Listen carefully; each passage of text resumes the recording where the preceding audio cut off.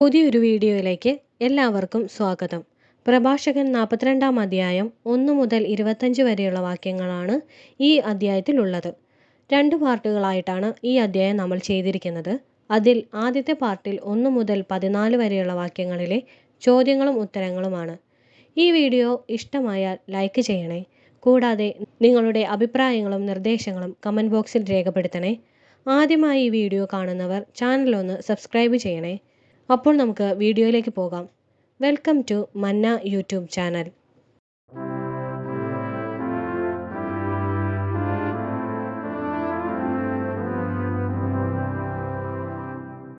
വീഡിയോയുടെ തുടക്കത്തിൽ പറഞ്ഞതുപോലെ പ്രഭാഷകൻ 42-ാം അധ്യായത്തിലെ 1 മുതൽ 14 വരെയുള്ള വാക്യങ്ങളിലെ ചോദ്യങ്ങളും ഉത്തരങ്ങളുമാണ് ഈ വീഡിയോയിൽ. 1 മുതൽ 8 വരെയുള്ള വാക്യങ്ങൾ ലജ്ജാശീലത്തിൻ്റെ തുടർച്ചയാണ്. 9 മുതൽ 14 വരെയുള്ള വാക്യങ്ങൾ മകളെക്കുറിച്ച് ആകുലത എന്നതാണ്. അപ്പോൾ നമുക്ക് ചോദ്യങ്ങളിലേക്കും ഉത്തരങ്ങളിലേക്കും പോകാം. ചോദ്യം 1. നീ ലജ്ജിക്കുകയോ മറ്റുള്ളവരെ ഭയന്ന് എന്തു ചെയ്യുകയോ അരുത് എന്നാണ് പ്രഭാഷകൻ 42:1 പറയുന്നത്. ഉത്തരം പാപം. ചോദ്യം 2. നീ ഡാഷ് മറ്റുള്ളവരെ ഭയന്ന് പാപം ചെയ്യുകയോ അരുത്. ഉത്തരം ലജ്ജിക്കുകയോ. ചോദ്യം 3. താഴെ പറയുന്ന കാര്യങ്ങളിൽ നീ ലജ്ജിക്കുകയോ ആരെ ഭയന്ന് പാപം ചെയ്യുകയോ അരുത് എന്നാണ് പ്രഭാഷകൻ പറയുന്നത്. ഉത്തരം മറ്റുള്ളവരെ. ചോദ്യം 4.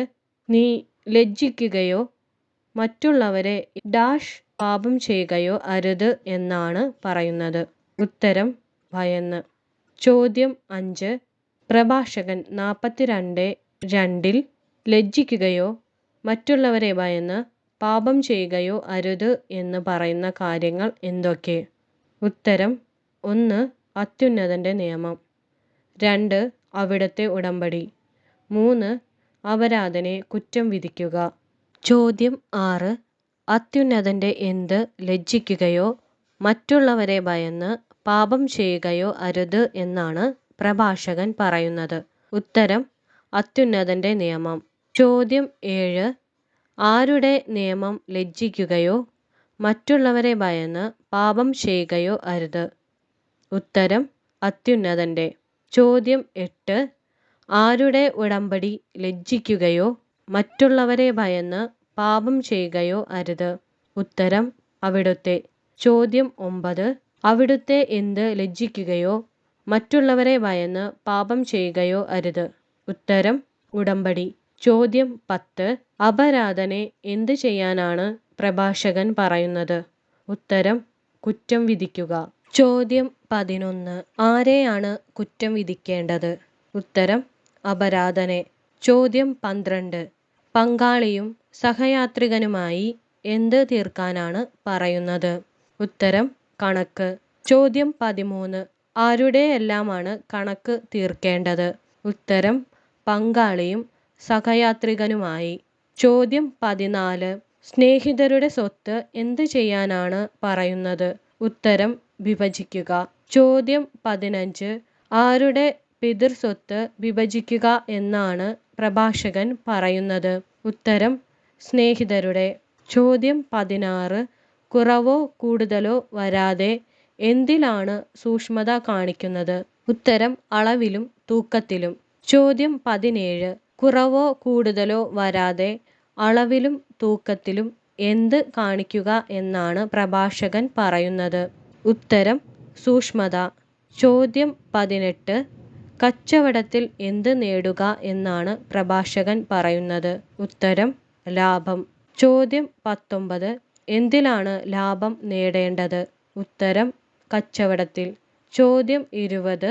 ആർക്കാണ് നല്ല ശിക്ഷണം നൽകേണ്ടത്? ഉത്തരം കുട്ടികൾക്ക്.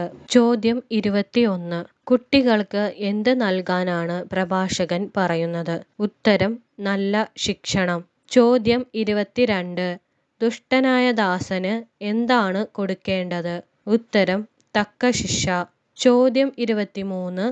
തക്ക ശിക്ഷ ആർക്കാണ് കൊടുക്കേണ്ടത്? ഉത്തരം ദുഷ്ടനായ ദാസന്.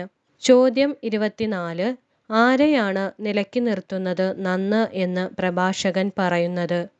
ഉത്തരം അവിശ്വസ്തയായ ഭാര്യയെ. ചോദ്യം 25. അവിശ്വസ്തയായ ഭാര്യയെ എന്തു ചെയ്യാനാണ് പ്രഭാഷകൻ പറയുന്നത്? ഉത്തരം നിലയ്ക്ക് നിർത്തുന്നത്. ചോദ്യം 26. അനേകർ ഉള്ളിടത്ത് സാധനങ്ങൾ എന്ത് ചെയ്യാനാണ് പ്രഭാഷകൻ പറയുന്നത്? ഉത്തരം പൂട്ടി സൂക്ഷിക്കുന്നത്. ചോദ്യം 27. അനേകർ ഉള്ളിടത്ത് എന്താണ് പൂട്ടി സൂക്ഷിക്കേണ്ടതും നന്ന് എന്ന് പറയുന്നത്? ഉത്തരം സാധനങ്ങൾ. ചോദ്യം 28. എന്തിന് കണക്ക് വയ്ക്കണമെന്നാണ് പ്രഭാഷകൻ പറയുന്നത്? ഉത്തരം എല്ലാ ഇടപാടുകളിലും. ചോദ്യം 29. എല്ലാ ഇടപാടുകളിലും എന്ത് ചെയ്യണമെന്നാണ് പറയുന്നത്?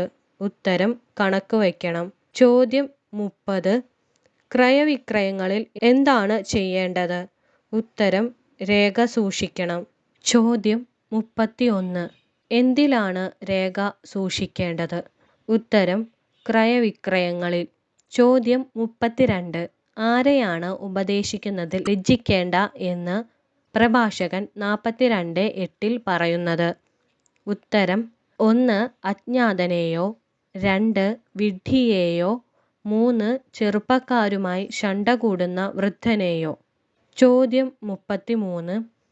അജ്ഞാതനെയോ വിഡ്ഢിയെയോ ചെറുപ്പക്കാരുമായി ശണ്ട കൂടുന്ന വൃദ്ധനെയോ എന്തു ചെയ്യുന്നതിൽ ലജ്ജിക്കേണ്ട എന്നാണ് പ്രഭാഷകൻ പറയുന്നത്? ഉത്തരം ഉപദേശിക്കുന്നതിൽ. ചോദ്യം 34. അപ്പോൾ നീ ഡാഷ് വ്യക്തമാവുകയും എല്ലാവരും നിന്നെ അംഗീകരിക്കുകയും ചെയ്യും. ഉത്തരം അറിവുള്ളവനാണെന്ന്. ചോദ്യം 35. അപ്പോൾ നീ അറിവുള്ളവനാണ് എന്ന് വ്യക്തമാകുകയും എല്ലാവരും നിന്നെ എന്ത് ചെയ്യുമെന്നാണ് പ്രഭാഷകൻ പറയുന്നത്? ഉത്തരം അംഗീകരിക്കുകയും ചെയ്യും. ചോദ്യം 36. ആര് സ്വയം അറിയാതെ തന്നെ പിതാവിനെ ജാഗരൂകതയുള്ളവനാക്കുന്നു? ഉത്തരം മകൾ. ചോദ്യം 37. മകൾ സ്വയം അറിയാതെ തന്നെ ആരെ ജാഗരൂകതയുള്ളവനാക്കുന്നു? ഉത്തരം പിതാവിനെ. ചോദ്യം 38. മകൾ സ്വയം അറിയാതെ തന്നെ പിതാവിനെ എന്താക്കുന്നു? ഉത്തരം ജാഗരൂകതയുള്ളവനാക്കുന്നു. ചോദ്യം 39. ആരെക്കുറിച്ചുള്ള വിചാരം അവൻ്റെ നിദ്ര അപഹരിച്ചു കളയുന്നു? ഉത്തരം മകളെ. ചോദ്യം 40. അവളെക്കുറിച്ചുള്ള വിചാരം ആരുടെ നിദ്ര അപഹരിച്ചു കളയുന്നു? ഉത്തരം പിതാവിൻ്റെ. ചോദ്യം 41. മകളെക്കുറിച്ചുള്ള വിചാരം പിതാവിൻ്റെ എന്ത് അപഹരിച്ചു കളയുന്നു? ഉത്തരം നിദ്ര. ചോദ്യം 42. അവളെക്കുറിച്ചുള്ള വിചാരം അവൻ്റെ നിദ്രയെ എന്തു ചെയ്യുന്നു? ഉത്തരം അപഹരിച്ചു കളയുന്നു. ചോദ്യം 43. യൗവനത്തിൽ അവൾ എന്താകുമോ എന്നോർത്താണ് പിതാവ് ആകുലനാകുന്നത്? ഉത്തരം വിവാഹിതയാകുമോ. ചോദ്യം 44.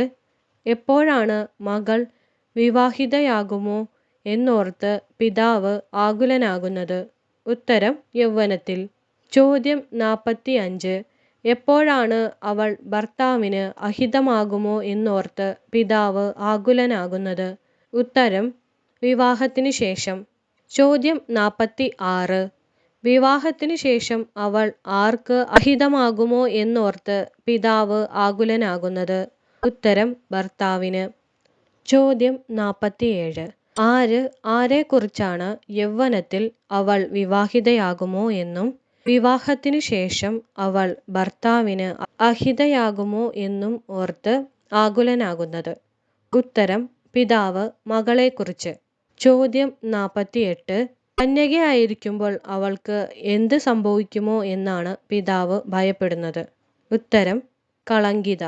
ചോദ്യം 49. ആരായിരിക്കുമ്പോഴാണ് അവൾ കളങ്കിതയാകുമോ എന്ന് പിതാവ് ഭയപ്പെടുന്നത്? ഉത്തരം കന്യകയായിരിക്കുമ്പോൾ. ചോദ്യം 50. പിതൃഭവനത്തിൽ വെച്ച് എന്താകുമോ എന്നാണ് പിതാവ് ഭയപ്പെടുന്നത്? ഉത്തരം ഗർഭിണി. ചോദ്യം 51. എവിടെ വെച്ചാണ് മകൾ ഗർഭിണിയാകുമോ എന്ന് പിതാവ് ഭയപ്പെടുന്നത്? ഉത്തരം പിതൃഭവനത്തിൽ വെച്ച്. ചോദ്യം 52. പിതൃഭവനത്തിൽ വെച്ച് ആര് ഗർഭിണിയാകുമോ എന്നാണ് പിതാവ് ഭയപ്പെടുന്നത്? ഉത്തരം മകൾ. ചോദ്യം 53. പിതൃഭവനത്തിൽ വെച്ച് മകൾ ഗർഭിണിയാകുമോ എന്ന് ആരാണ് ഭയപ്പെടുന്നത്? ഉത്തരം പിതാവ്. ചോദ്യം 54. മകൾ ആരായിരിക്കുമ്പോഴാണ് അവിശ്വസ്തയോ വന്ധ്യയോ ആകുമോ എന്ന് പിതാവ് ശങ്കിക്കുന്നത്? ഉത്തരം ഭർതൃമതി. ചോദ്യം 55. ഭർതൃമതിയായിരിക്കുമ്പോൾ മകൾ എന്താകുമോ എന്നാണ് പിതാവ് ശങ്കിക്കുന്നത്? ഉത്തരം അവിശ്വസ്തയോ വന്ധ്യയോ. ചോദ്യം 56. എങ്ങനെയുള്ള പുത്രിയെയാണ് പിതാവ് കർശനമായി സൂക്ഷിക്കേണ്ടത്? ഉത്തരം ദുശ്ശാഠ്യക്കാരിയായ പുത്രിയെ. ചോദ്യം 57. ദുശ്ശാഠ്യക്കാരിയായ പുത്രിയെ ആരാണ് കർശനമായി സൂക്ഷിക്കേണ്ടത്? ഉത്തരം പിതാവ്. ചോദ്യം 58. ദുശ്ശാഠ്യക്കാരിയായ പുത്രിയെ പിതാവ് എങ്ങനെയാണ് സൂക്ഷിക്കേണ്ടത്? ഉത്തരം കർശനമായി. ചോദ്യം 59. ദുശ്ശാഠ്യക്കാരിയായ പുത്രിയെ കർശനമായി സൂക്ഷിച്ചില്ലെങ്കിൽ പിതാവിന് എന്ത് സംഭവിക്കാം? ഉത്തരം 1. ശത്രുക്കളുടെ പരിഹാസപാത്രവും 2. നഗരത്തിൽ സംസാരവിഷയവും 3. ജനമധ്യേ അപമാനിതനാകും 4. സമൂഹത്തിൻ്റെ മുൻപിൽ ലജ്ജിക്കേണ്ടി വരും. ചോദ്യം 60. ദുശ്ശാഠ്യക്കാരിയായ പുത്രിയെ കർശനമായി സൂക്ഷിച്ചില്ലെങ്കിൽ ശത്രുക്കളുടെ മുൻപിൽ പിതാവ് എന്താകും? ഉത്തരം പരിഹാസപാത്രമാകും. ചോദ്യം 61. ദുശ്ശാഠ്യക്കാരിയായ പുത്രിയെ കർശനമായി സൂക്ഷിച്ചില്ലെങ്കിൽ ആരുടെ മുൻപിൽ പിതാവ് പരിഹാസപാത്രമാകും? ഉത്തരം ശത്രുക്കളുടെ മുൻപിൽ. ചോദ്യം 62. ആരെ കർശനമായി സൂക്ഷിച്ചില്ലെങ്കിൽ ശത്രുക്കളുടെ മുൻപിൽ പിതാവ് പരിഹാസപാത്രമാകും? ഉത്തരം ദുശ്ശാഠ്യക്കാരിയായ പുത്രിയെ. ചോദ്യം 63. ദുശ്ശാഠ്യക്കാരിയായ പുത്രിയെ കർശനമായി സൂക്ഷിച്ചില്ലെങ്കിൽ ശത്രുക്കളുടെ മുൻപിൽ ആര് പരിഹാസപാത്രമാകും? ഉത്തരം പിതാവ്. ചോദ്യം 64. ആരെയാണ് പിതാവ് കർശനമായി സൂക്ഷിച്ചില്ലെങ്കിൽ നഗരത്തിൽ സംസാര വിഷയമാകുക? ഉത്തരം ദുശ്ശാഠ്യക്കാരിയായ പുത്രിയെ. ചോദ്യം 65. ദുശ്ശാഠ്യക്കാരിയായ പുത്രിയെ ആരാണ് കർശനമായി സൂക്ഷിച്ചില്ലെങ്കിൽ നഗരത്തിൽ സംസാര വിഷയമാവുക? ഉത്തരം പിതാവ്. ചോദ്യം 66. ദുശ്ശാഠ്യക്കാരിയായ പുത്രിയെ പിതാവ് കർശനമായി സൂക്ഷിച്ചില്ലെങ്കിൽ എവിടെയാണ് സംസാര വിഷയമാകുക? ഉത്തരം നഗരത്തിൽ. ചോദ്യം 67. ദുശ്ശാഠ്യക്കാരിയായ പുത്രിയെ പിതാവ് കർശനമായി സൂക്ഷിച്ചില്ലെങ്കിൽ നഗരത്തിൽ അവൾ എന്താകും? ഉത്തരം സംസാര വിഷയം. ചോദ്യം 68. ആരെ കർശനമായി സൂക്ഷിച്ചില്ലെങ്കിൽ പിതാവ് ജനമധ്യേ അപമാനിതനാകും? ഉത്തരം ദുശ്ശാഠ്യക്കാരിയായ പുത്രിയെ. ചോദ്യം 69. ദുശ്ശാഠ്യക്കാരിയായ പുത്രിയെ കർശനമായി സൂക്ഷിച്ചില്ലെങ്കിൽ ആര് ജനമധ്യേ അപമാനിതനാകും? ഉത്തരം പിതാവ്. ചോദ്യം 70. ദുശ്ശാഠ്യക്കാരിയായ പുത്രിയെ കർശനമായി സൂക്ഷിച്ചില്ലെങ്കിൽ പിതാവ് ആരുടെ മധ്യേ അപമാനിതനാകും? ഉത്തരം ജനമധ്യേ. ചോദ്യം 71. ദുശ്ശാഠ്യക്കാരിയായ പുത്രിയെ കർശനമായി സൂക്ഷിച്ചില്ലെങ്കിൽ പിതാവ് ജനമധ്യേ എന്താകും? ഉത്തരം അപമാനിതനാകും. ചോദ്യം 72. ആരെ കർശനമായി സൂക്ഷിച്ചില്ലെങ്കിൽ പിതാവ് സമൂഹത്തിൻ്റെ മുൻപിൽ ലജ്ജിക്കേണ്ടി വരും? ഉത്തരം ദുശ്ശാഠ്യക്കാരിയായ പുത്രിയെ. ചോദ്യം 73. ദുശ്ശാഠ്യക്കാരിയായ പുത്രിയെ കർശനമായി സൂക്ഷിച്ചില്ലെങ്കിൽ ആര് സമൂഹത്തിൻ്റെ മുൻപിൽ ലജ്ജിക്കേണ്ടി വരും? ഉത്തരം പിതാവ്. ചോദ്യം 74. ദുശ്ശാഠ്യക്കാരിയായ പുത്രിയെ കർശനമായി സൂക്ഷിച്ചില്ലെങ്കിൽ പിതാവ് ആരുടെ മുൻപിൽ ലജ്ജിക്കേണ്ടി വരും? ഉത്തരം സമൂഹത്തിൻ്റെ. ചോദ്യം 75. ദുശ്ശാഠ്യക്കാരിയായ പുത്രിയെ കർശനമായി സൂക്ഷിച്ചില്ലെങ്കിൽ പിതാവിന് സമൂഹത്തിൻ്റെ മുൻപിൽ എന്താണ് സംഭവിക്കുക? ഉത്തരം ലജ്ജിക്കേണ്ടി വരും. ചോദ്യം 76. ആകാരഭംഗി ഡാഷ്. ഉത്തരം നോക്കിയിരിക്കരുത്. ചോദ്യം 77. ആരുടെയും എന്ത് നോക്കിയിരിക്കരുത്? ഉത്തരം ആകാരഭംഗി. ചോദ്യം 78. പ്രഭാഷകൻ 42:12 പ്രകാരം ആരുടെ ഇടയിൽ ഇരിക്കുകയുമരുത് എന്നാണ് പ്രഭാഷകൻ പറയുന്നത്? ഉത്തരം സ്ത്രീകളുടെ. ചോദ്യം 79. സ്ത്രീകളുടെ ഇടയിൽ എന്ത് ചെയ്യരുത് എന്നാണ് പറയുന്നത്? ഉത്തരം ഇരിക്കുകയുമരുത്. ചോദ്യം 80. എന്തിൽ നിന്ന് കീടങ്ങൾ എന്ന പോലെ സ്ത്രീയിൽ നിന്ന് ദുഷ്ടത വരുന്നു? ഉത്തരം വസ്ത്രത്തിൽ നിന്ന്. ചോദ്യം 81. വസ്ത്രത്തിൽ നിന്ന് എന്ത് എന്ന പോലെ സ്ത്രീയിൽ നിന്ന് ദുഷ്ടത വരുന്നു? ഉത്തരം കീടങ്ങൾ. ചോദ്യം 82. വസ്ത്രത്തിൽ നിന്ന് കീടങ്ങൾ എന്ന പോലെ ആരിൽ നിന്ന് ദുഷ്ടത വരുന്നു? ഉത്തരം സ്ത്രീയിൽ നിന്ന്. ചോദ്യം 83. വസ്ത്രത്തിൽ നിന്ന് കീടങ്ങൾ എന്ന പോലെ സ്ത്രീയിൽ നിന്ന് എന്ത് വരുന്നു? ഉത്തരം ദുഷ്ടത. ചോദ്യം 84. ആരുടെ നന്മയേക്കാൾ ഭേദമാണ് പുരുഷന്റെ ദുഷ്ടത? ഉത്തരം സ്ത്രീയുടെ. ചോദ്യം 85. സ്ത്രീയുടെ എന്തിനേക്കാൾ ഭേദമാണ് പുരുഷന്റെ ദുഷ്ടത? ഉത്തരം നന്മയേക്കാൾ. ചോദ്യം 86. സ്ത്രീയുടെ നന്മയേക്കാൾ ഭേദമാണ് ആരുടെ ദുഷ്ടത? ഉത്തരം പുരുഷന്റെ. ചോദ്യം 87. പുരുഷന്റെ എന്ത് സ്ത്രീയുടെ നന്മയേക്കാൾ ഭേദമാണ്? ഉത്തരം ദുഷ്ടത. ചോദ്യം 88. സ്ത്രീയാണ് ലജ്ജയും ഡാഷ് വരുത്തുന്നത്? ഉത്തരം അപമാനവും. ചോദ്യം 89. ആരാണ് ലജ്ജയും അപമാനവും വരുത്തുന്നത്? ഉത്തരം സ്ത്രീ. ചോദ്യം 90. സ്ത്രീ എന്താണ് വരുത്തുന്നത്? ഉത്തരം ലജ്ജയും അപമാനവും. ഈ വീഡിയോ എല്ലാവർക്കും പ്രയോജനകരമായി എന്ന് കരുതുന്നു. ഇനി അടുത്ത വീഡിയോയിൽ കാണാം. നന്ദി.